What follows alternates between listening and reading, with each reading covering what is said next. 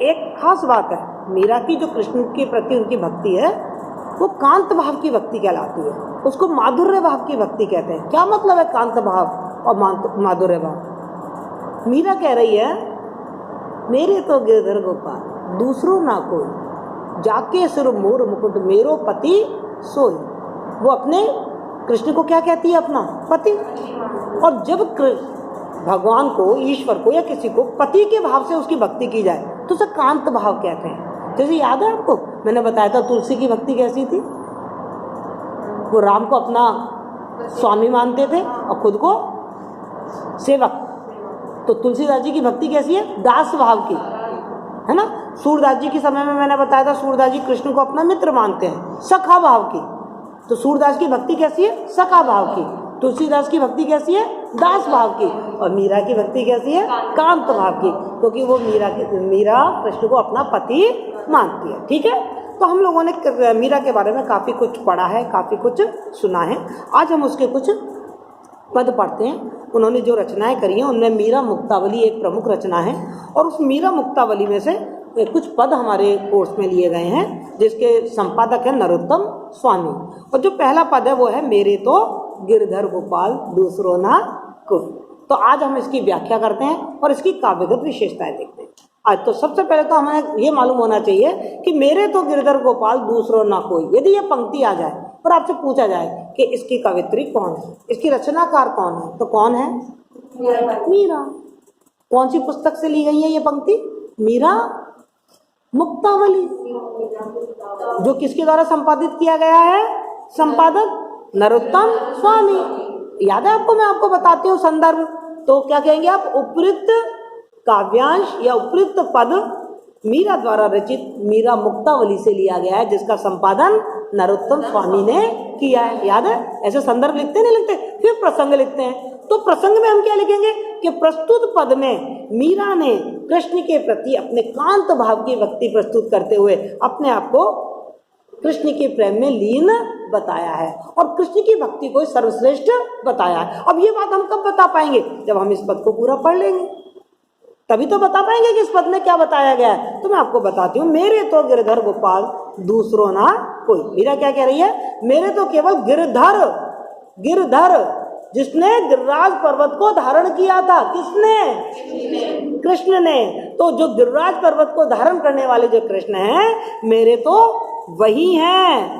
गोपाल, गौओं को पालने वाले। गोकुल में क्या करते थे कृष्ण? क्या करते थे? गौओं का पालन करते थे, गौओं को चराते थे। तो मेरा कौन है? मेरे अपने कौन है? मैंने किसको अपने आप को समर्पित कर दिया है? जो गिरधर है, जो गिरिराज पर्वत को उठाने वाला है और जो गौओं को पालने वाला है। गौओं को पालने वाला गोपाल, उसको गोवर्धन पर्वत को उठाने वाला गिरधर। तो मेरे तो गोवर्धन पर्वत को उठाने वाला और गौओं को पालने वाला जो कृष्ण है, वही मेरा सब कुछ है। इसके अलावा दुनिया में मेरा और कोई नहीं है। हम सबको मालूम है मीरा ने अपना राजमहल त्याग दिया था और अपने आप को कृष्ण के प्रति समर्पित कर दिया था, जबकि उनके घर वाले तो ये चाहते थे, उनके जो देवर थे भोज, वो चाहते थे कि मीरा महलों में रहे।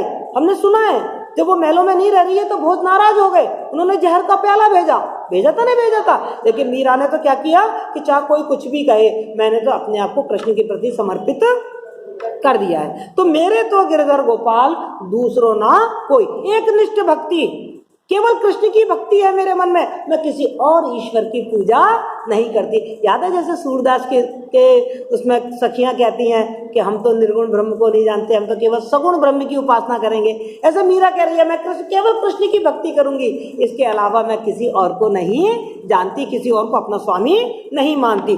जाके मेरे सिर मोर मुकुट मेरो पति सोई। फिर पहचान बताती है मीरा कि मेरा पति कौन है? जिसके सिर पर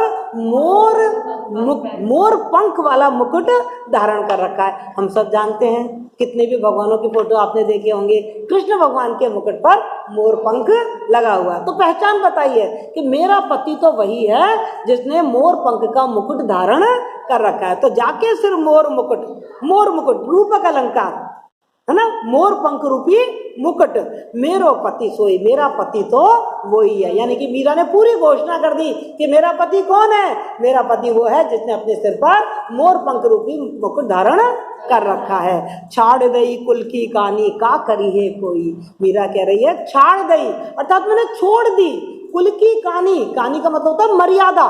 देखो हर परिवार की कुछ मर्यादा होती है, जैसे आपके परिवार की भी होंगी। 7 बजे के बाहर बाद ना आना बेटा, अंधेरा हो जाए उसके पहले पहले घर आ जाया करो। मर्यादा है या नहीं है? ये मर्यादा मानी जाती है, नहीं मानी जाती है ना?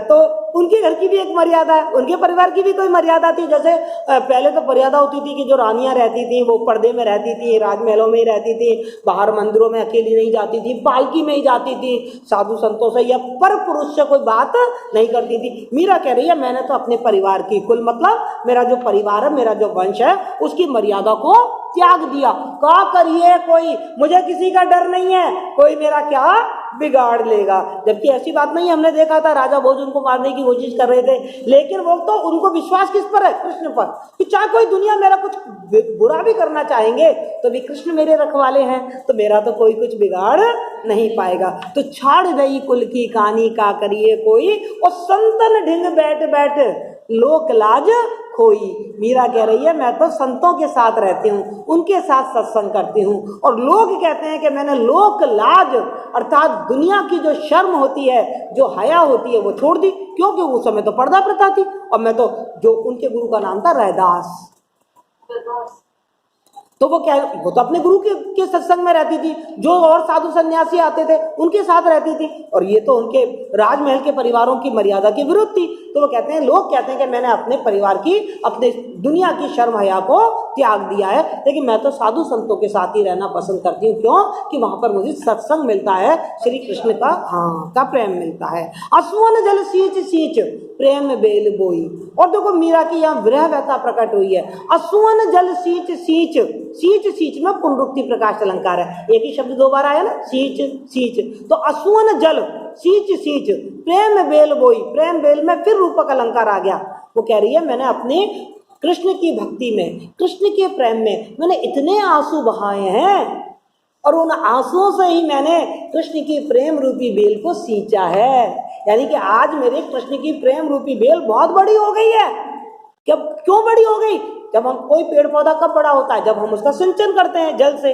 तो वो कहते हैं मैंने अपने प्रेम को आंसुओं के जल से सींचा है, अर्थात मैंने बहुत विरह व्यथा, बहुत दुख झेला है, तब जाकर आज मुझे कृष्ण का प्रेम प्राप्त हुआ है। तो हम असुवन जल सींच सींच प्रेम बेल बोई, और अब तो बेल फैल गई, आनंद फल हुई, और अब तो मेरी जो प्रेम रूपी बेल है वो चारों तरफ फैल गई है। अर्थात मेरा प्रेम कृष्ण के प्रति, जो मेरा प्रेम है वो बहुत परिपक्व हो गया है, बहुत मजबूत हो गया है। अब उसमें आनंद फल हुई, अब उसमें आनंद रूपी फल मिल रहा है मुझे। फिर रूपक अलंकार आ गया, आनंद फल, आनंद रूपी फल प्राप्त हो गया। अर्थात कृष्ण के प्रेम में मुझे अब आनंद की प्राप्ति हो रही है। मैं अब कृष्ण के प्रेम में बहुत खुश रहती हूँ, मुझे दुनिया की कोई परवाह नहीं है। कोई मुझे दुख भी दे तो वो दुख मुझे व्यापते नहीं है, ये सांसारिक दुख और कष्ट मुझे महसूस नहीं होते, क्योंकि मुझे कृष्ण से प्रेम हो गया है, और कृष्ण का प्रेम मेरा बहुत परिपक्व हो गया है। अब उससे मुझे आनंद की प्राप्ति होने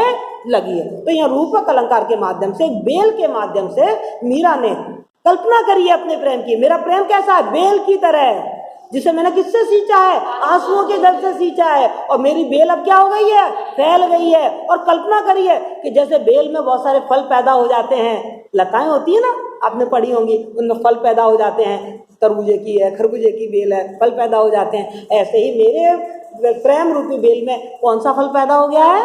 आनंद रूपी फल पैदा हो गया। आगे फिर एक उदाहरण दे रही है बड़ा अच्छा। दूसरा उदाहरण वो क्या दे रही है कि दूध की मथनियां बड़ी प्रेम से बिलोई।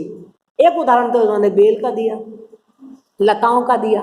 दूसरा उदाहरण दे रही है, आपने देखा होगा ना, अपने घर में दही होता है, दूध होता है, दूध को अपन जमाते हैं, जमा के दही बन जाता है, फिर उसको अपन बिलोते हैं, चलाते हैं, तो आपने क्या देखा है? मक्खन बाहर आ जाता है और नीचे छाछ हो जाती है। हम लोगों के घरों में आपने देखा होगा, मक्खन तो अपन रख लेते हैं और छाछ अपन लोगों को बांट देते हैं ना, क्योंकि छाछ इतनी कीमती नहीं होती।